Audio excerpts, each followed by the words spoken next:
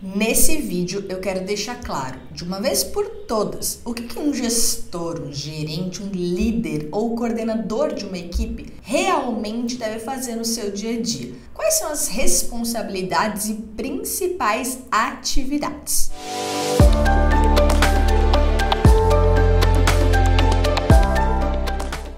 Bom, aqui eu sempre gosto de ir direto ao ponto. Eu sempre friso que o papel de gestor de uma equipe se resume no que eu chamo de os 3 M's da gestão, que são montar a melhor equipe, monitorar as atividades e motivar o bom desempenho. Na prática, isso se traduz em buscar sempre o equilíbrio entre pessoas e números. Ter essa combinação entre inteligência e coração é o que cria os melhores gestores. Um gestor pode fazer o seu trabalho individual muito bem, mas isso não constitui seu verdadeiro resultado. Se o gestor tiver um grupo de pessoas subordinadas a ele, seu resultado deverá ser medido pelo resultado gerado por seus subordinados. Então, não adianta apenas entender de números ou apenas ser comunicativo ou apenas saber lidar com pessoas. Se não houver essa combinação, a gestão não será eficiente e sua equipe não terá os resultados que você espera. Então agora eu vou te explicar de forma mais detalhada o que significa cada um dos 3 M's. Então o primeiro M, que é montar a melhor equipe. Existe um outro fator igualmente crítico para o bom desempenho: equipes que atuam como comunidades,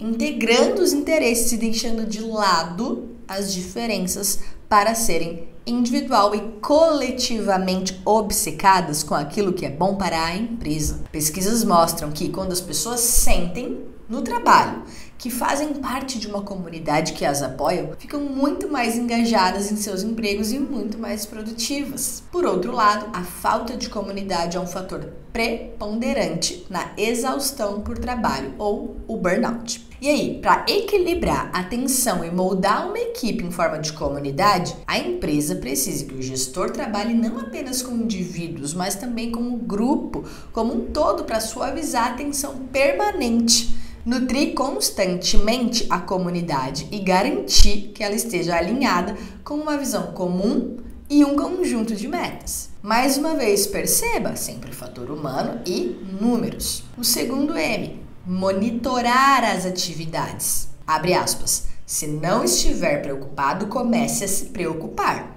E se estiver preocupado, fique tranquilo, porque se preocupar com o que pode dar errado vai protegê-lo e não se preocupar com o que vai dar errado vai deixá-lo exposto. Fecha aspas. Eu adoro essa frase do Ray Dalio. Isso resume a necessidade de estarmos sempre monitorando e alinhando as atividades. Não tem como você alinhar tarefas com a sua equipe se você não souber o que já está acontecendo. No começo, o seu desafio vai ser encontrar o caminho do meio entre não gerenciar e microgerenciar. Mas não se preocupe, um gestor capacitado encontra esse caminho. O terceiro M, que é motivar o bom desempenho. Tem uma história muito boa sobre isso que eu li em um livro e eu até vou ler aqui o trecho para vocês. Por que você precisa de um gestor? Perguntou lá o CEO do Google para os seus engenheiros. Por que não deixar esses engenheiros super talentosos trabalharem em um projeto e, quando ele estiver pronto, ou parte dele estiver concluída, escolherem outro projeto? Se os executivos da empresa precisam saber do andamento de um determinado projeto, por que conversar com um gestor que pode nem estar participando da execução do trabalho? Por que não falar diretamente com o engenheiro? Esses eram justamente os pensamentos dos fundadores do Google, sabia? E eles começaram uma experiência no Google de gerir uma equipe de desenvolvimento de produtos com engenheiros programadores, só que sem gestores. Sabe o que aconteceu?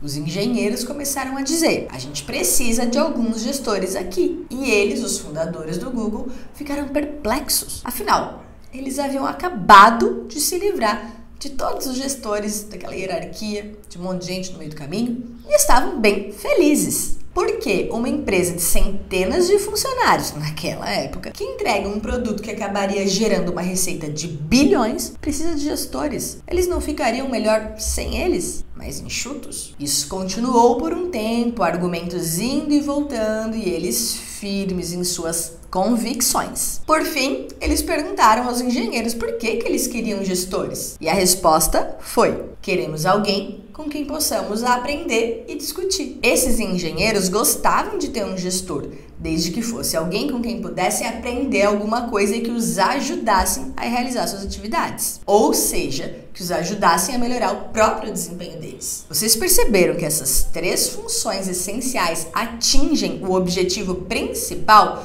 de um gestor, que é equilibrar números e pessoas? Quando falamos em motivar e montar uma equipe, estamos falando de pessoas, mas quando falamos de monitorar as atividades, estamos falando de números e resultados. Nesse vídeo, eu quis resumir o que um gestor faz em 3 M's com um único objetivo. Para quando você ouvir de novo as palavras gestão, cultura, montar a equipe, motivação, você se lembre do que essas coisas realmente se tratam em essência e na prática. Se depois desse vídeo você percebeu que precisa aprender mais sobre gestão, não deixe de clicar no link aqui na descrição para saber todos os detalhes de como é que funciona o método MRPP Gestão Organizada. Te espero lá!